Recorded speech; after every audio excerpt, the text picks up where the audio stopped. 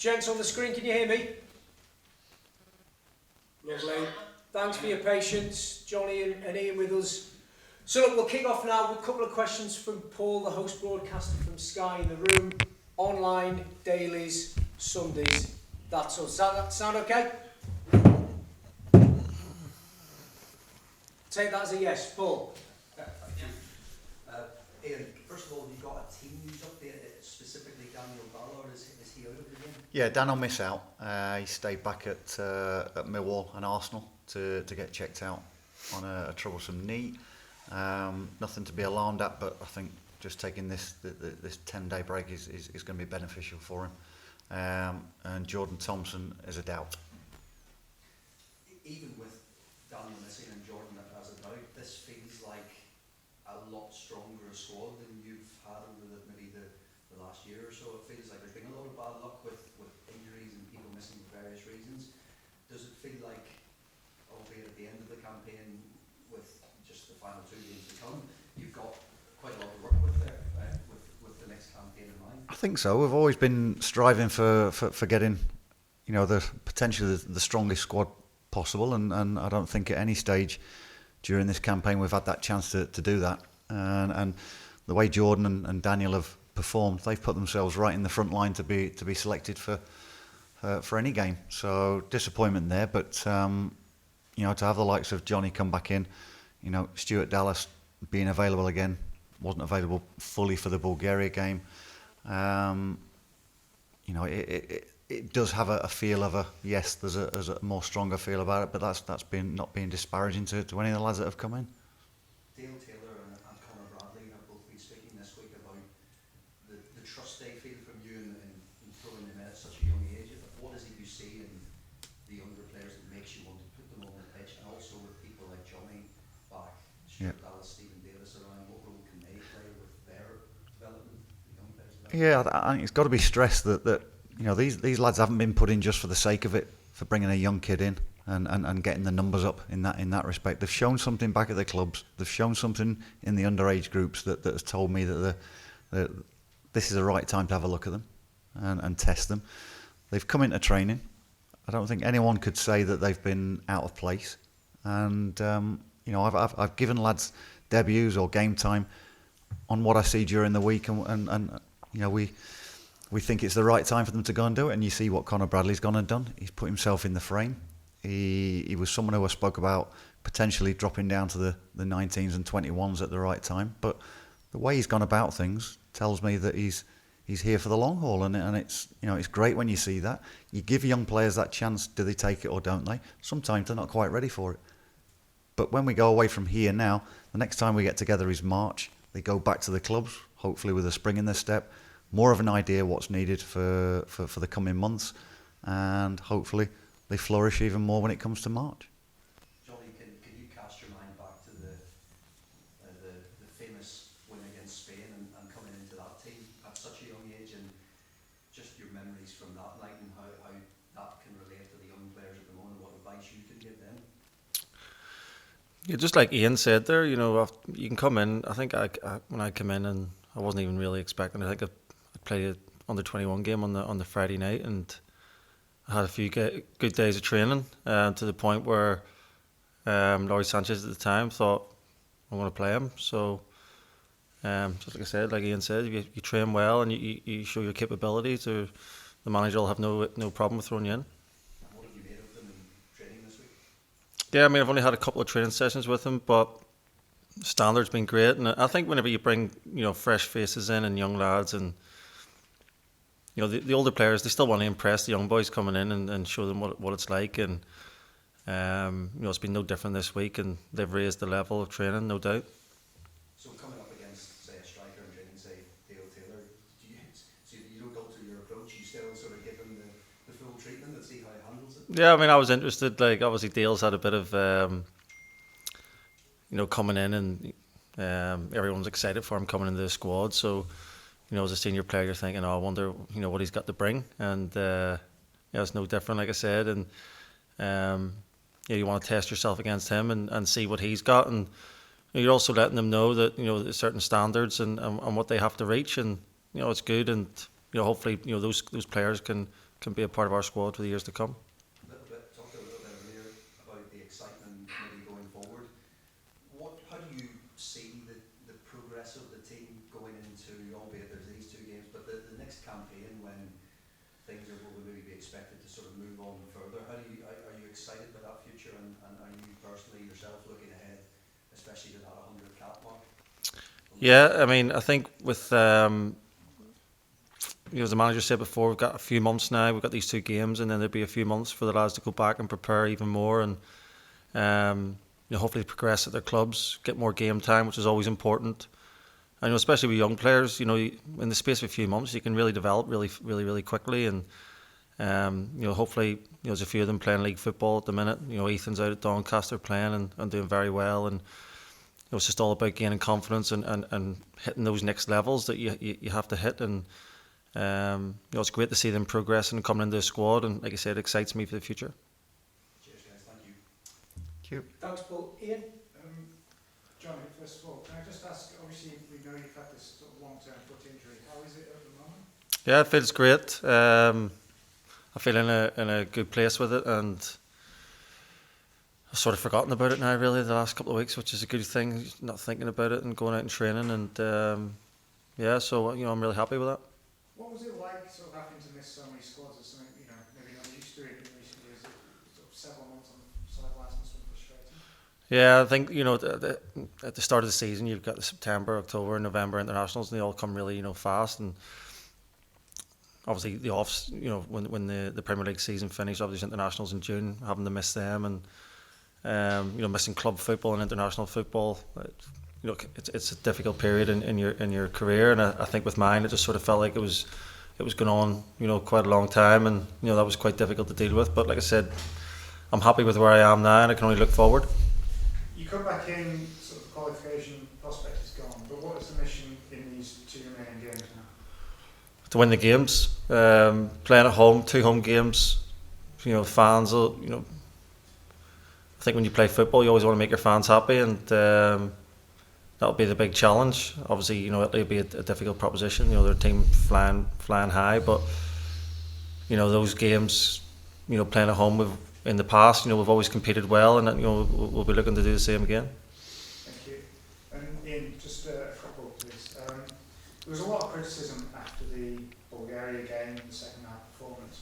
Is Friday sort of a real opportunity to answer that criticism? I think I said before, it was a 20-minute spell where all of a sudden the momentum changes. They score the 2 goals from half chances, and you're chasing a game which you should be managing and winning comfortably away from home in an Eastern European country. It's not easy to get yourselves in those positions. We'd done it very, very well. We'd created chances, and we should be in a position where we can see that game out or even build upon it. Drop your standards a little bit, you get hurt, and I think it's sort of looked at as being a shocking second half.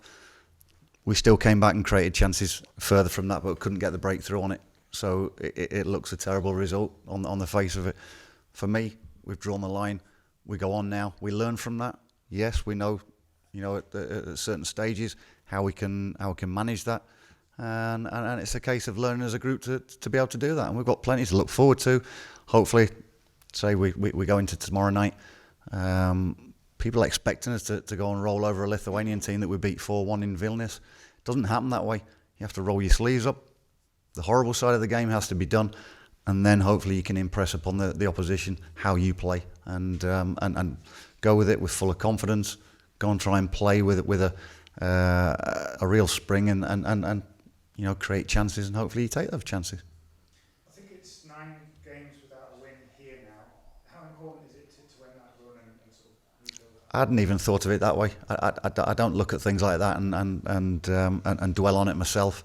And certainly, I don't relay stuff like that back to the players, and of course they're going to get thrown at you. But for me, get the processes right. Make sure that you do all your preparations right. You make sure that going into the game, you do your job as an individual, and collectively you get it right. And that, I think, ultimately the performance takes care of the result, and that's what we'll concentrate on. And each time, we've got little things that we'll pick out. We're perfectionists. Players want to play a perfect game. And if there's things that need tweaking, we'll talk about it, we'll look at it, and we'll move on from it. Just finally, we talked a lot about the young players. I know you always try and take it steady with them and not put too much pressure on them, but would you have any hesitation in throwing them in these 2 games? I think you've seen already, none whatsoever. You know, if I think it's the right time to put an Ethan Galbraith or a Dale Taylor to make his debut, I'll go and do it. They're here for a reason, and I've seen in training enough that tells me that they could play a part in the game. Now, if we see it's the right time, yeah, absolutely. And with Connor Bradley, I think he's probably already gone and spoken about the surprise of it. First of all, how do they deal with it? And you don't find out unless you give them that chance. Thanks, Ian.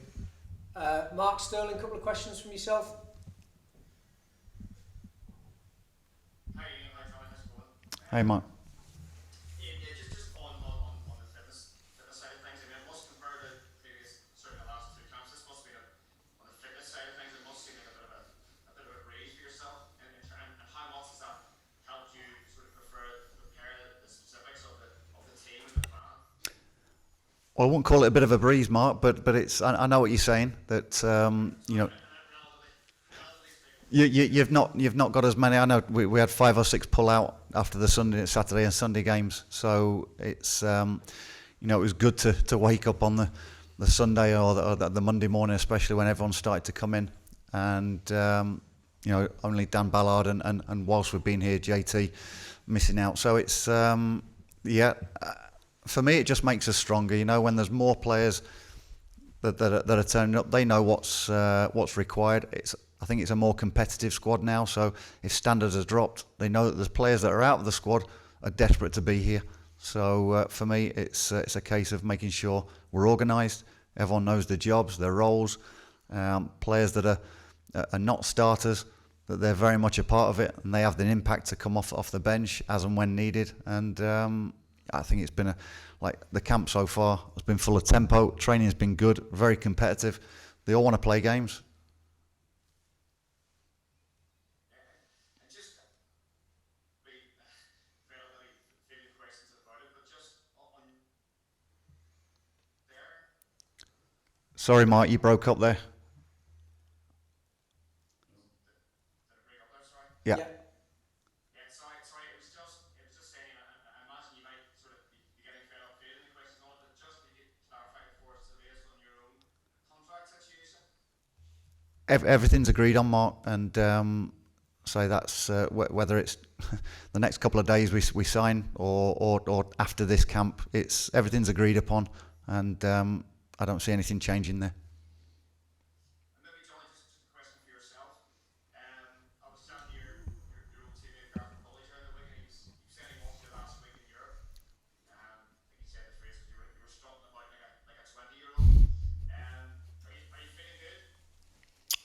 Yeah, I'm feeling good now, and I think obviously the last couple of games since the last international break, I've managed to get a few 90 minutes in, and you know, with that, you know, having been out for a few months, you're still trying to build up your fitness and you know, even your physical fitness and your strength in your muscles, as well as you know, allowing enough time to recuperate between games for the foot injury that I had. So, you know, I'm feeling good after that, and yeah, I just want to kick on now and play as many minutes and as many games as I can.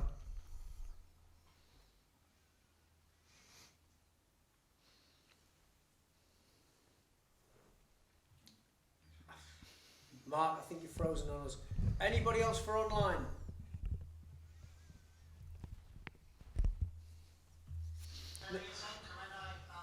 Yeah.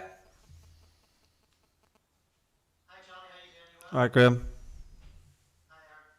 Can I just ask, there's always a lot of conversation, I guess after, I suppose if you reach a certain age, there's always a conversation of how long players are going to play on for. We've been talking about that with Davo, and it's very important that the experienced players stay involved in the setup for all sorts of reasons. But do you have any, I mean, God willing, you know, if you can stay fit, do you have any idea in your mind how long you want to play for, presumably as long as possible? Do you want to be involved, still committed to be involved, hopefully for the Euro qualifiers, which aren't coming up for some time, actually?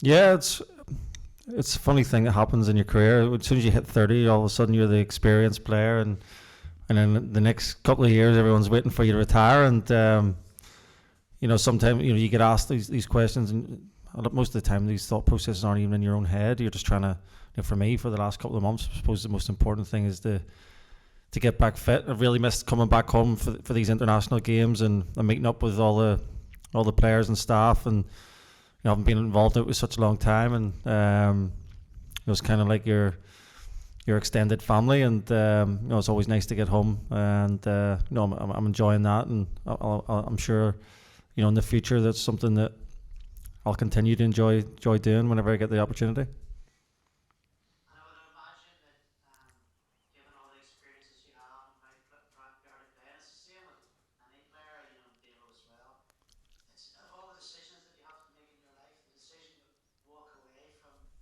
playing for your country must be right up there as being one that, you would never take that lightly, and I'm sure it would be a very emotional decision when it comes. I mean, how difficult do you feel it would be? How emotional do you feel it would be when that time comes in the dim distant future? I think it's difficult to put an emotion on something that like I say, you're not thinking about, or isn't going to happen anytime soon. So I haven't really thought about it, and I'm sure Stephen's in the sort of same mindset. Like I said, I think most of it, a lot of the time, is other people asking you the question, and you've got to answer it.